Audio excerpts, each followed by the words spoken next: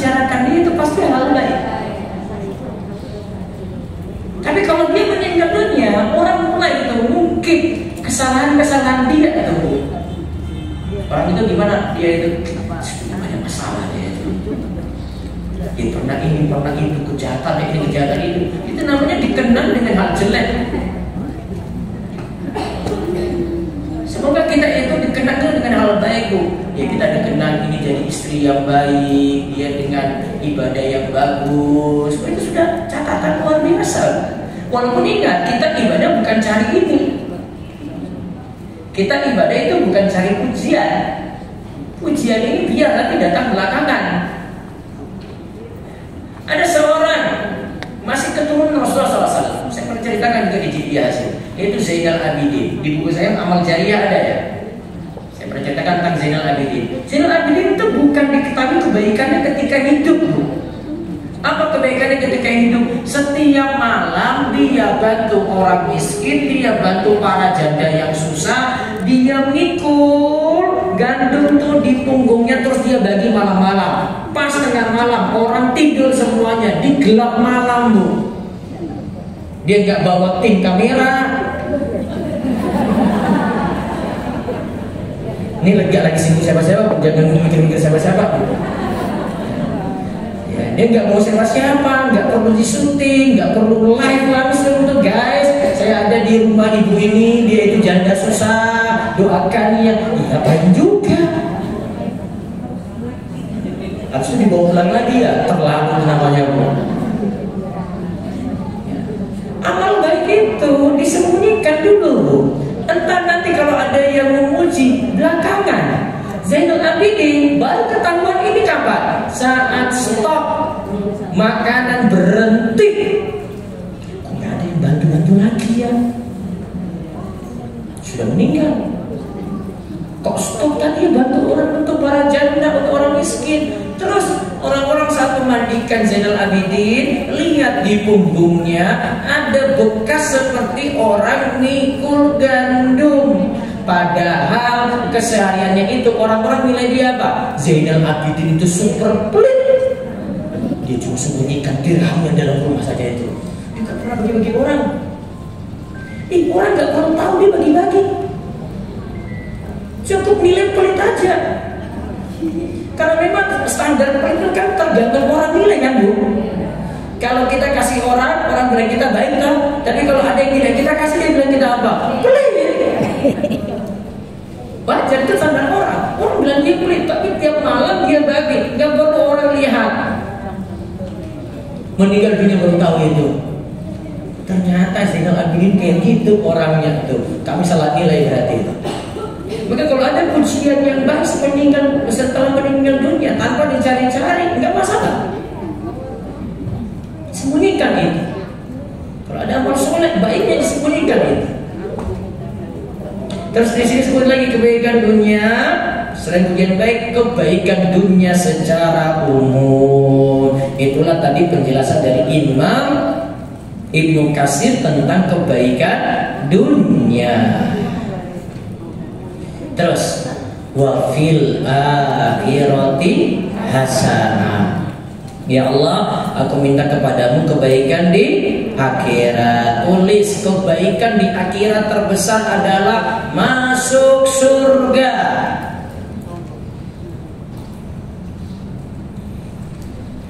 Karena siapa yang tidak dapat kebaikan ini itu masuk surga, berarti dia sudah luput, sudah lepas, sudah hilang dari berbagai macam kebaikan. Berarti kalau orang tidak bisa masuk surga, kebaikannya tidak ada sama sekali.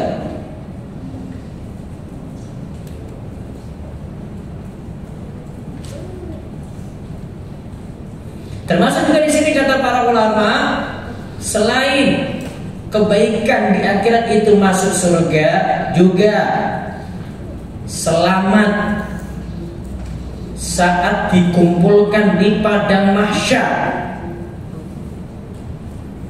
Selamat dalam perhitungan amal. Itu juga masuk pada kalimat wa fil akhirati hasanah. Berarti di sini kita minta pada Allah, ya Allah besok di padang mahsyar mudahkanlah saya ya Allah. Karena di padang mahsyar itu ada yang nanti bermandikan keringat sesuai dengan amal dia. Ada yang bermandikan keringat sampai di lututnya, ada sampai di pinggangnya, ada sampai di pundaknya, ada yang tenggelam dengan keringatnya sendiri. Semoga Allah menyelamatkan kita dari hal itu. Dan juga hisab itu tadi disebut perhitungan amal. Ada yang hitungan amalnya itu gampang, mudah. Ada yang hitungan amalnya itu sulit. Ada yang tidak dihitung sama sekali, langsung masuk surga tanpa ada pemeriksaan. Pingin yang mana? Pingin yang terakhir itu ya, langsung masuk ya. Ya berarti jangan buat masalah. Kalau orang buat masalah punya kasus sedikit kan ada KPK loh. Diperiksa dulu apakah masalahnya itu. Jadi kalau dia tidak ada masalah, baru tuh bisa masuk surga bi ghairi hisabin wala adzabin, tanpa hisab, tanpa siksa. Berarti dia tidak mampir di neraka, dia juga tidak lewati hisab tadi, langsung masuk surga. Ini tergantung kadar iman. Terus yang terakhir, wakina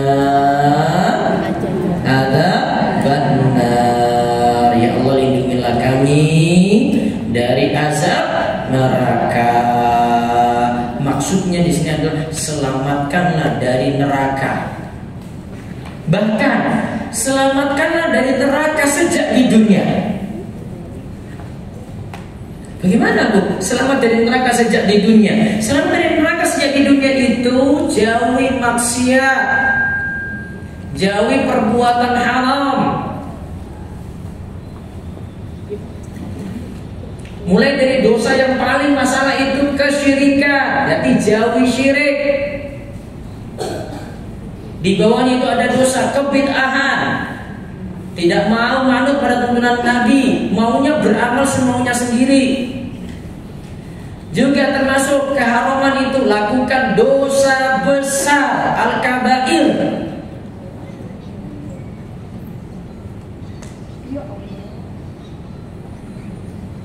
Maka itu maksud dengan wakina adzabannar. Berarti Bu, meminta perlindungan dari neraka itu bukan hanya selamat dari neraka Bu, tapi semoga Allah menyelamatkan kita di dunia ini dari hal-hal yang nanti memasukkan kita pada neraka.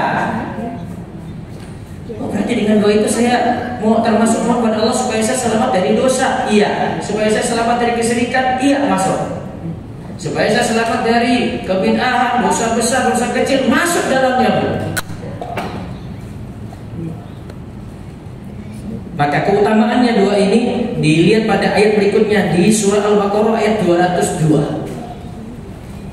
Ulaika lahum nasibum mimma kasabu Allahu sari'ul hisab. Mereka itulah yang memperoleh bagian dari apa yang telah mereka usahakan. Berarti kita dituntut beramal loh. Untuk dapat kebaikan dunia, untuk dapat kebaikan akhirat, untuk selamat dari neraka, dituntut apa? Beramal tuh di dunia ini. Maka siapa yang beramal, nanti dia selamat di akhirat. Wallahu sari'ul hisab. Dan hisabnya Allah itu sangat gampang, mudah, cepat.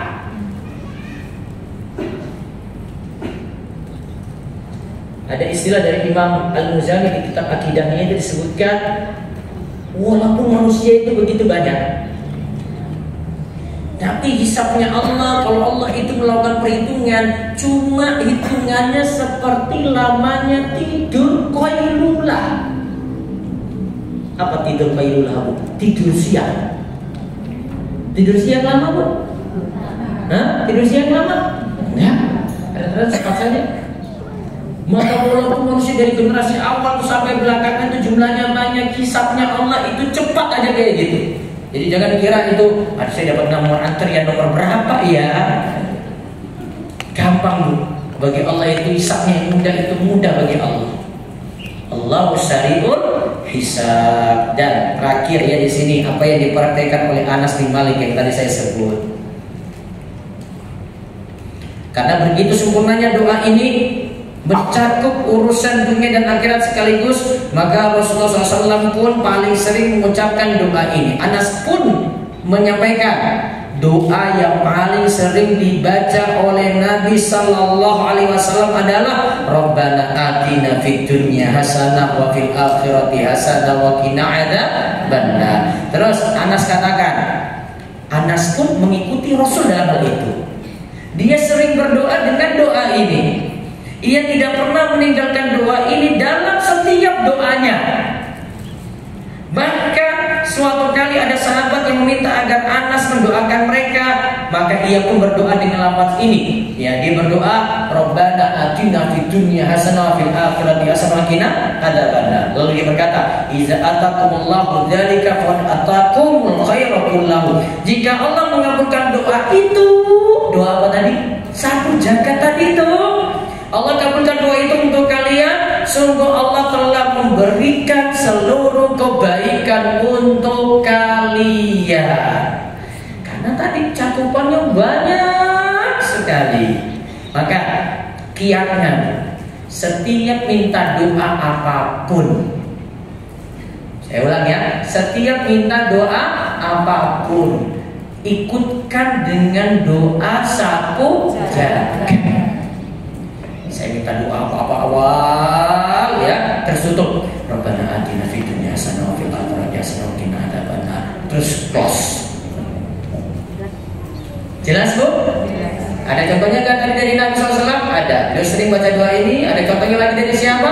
Anas bin Malik. Kenapa doa ini dibaca? Karena mencakup ke seluruh kebaikan dunia, kebaikan akhirat, yaitu minta surga tadi dan selamat dari neraka dan hal-hal yang mengantarkan pada neraka. Semoga Allah berikan kita kebaikan di dunia, di akhirat, dan menjauhkan kita dari neraka dan berbagai hal yang dapat mengantarkan kita dalam neraka. Allahumma amin. Baik Bu Lisa. Ada pertanyaan?